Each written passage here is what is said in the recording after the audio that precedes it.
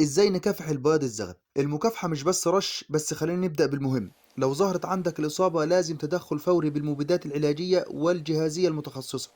ومن أهم المواد الفعالة مادة الميتالكسيل، مادة الميفينوكسام، فوستيل الألمنيوم، الدايموسومورف والبروبوموكارب ومادة الأزوكسستروبين وغيرها كتير من المواد الفعالة اللي بتستخدم في مكافحة البياض الزغبي. ولكن دايما بنقول الوقاية خير من العلاج. مش لازم تستنى الإصابة لحد ما تظهر عندك، لازم ترش وقاية.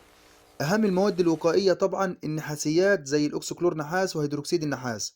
وطبعا ما ننساش المنكوزيب، ومادة المنكوزيب في الغالب بتلاقيها مخلوطة مع مادة علاجية.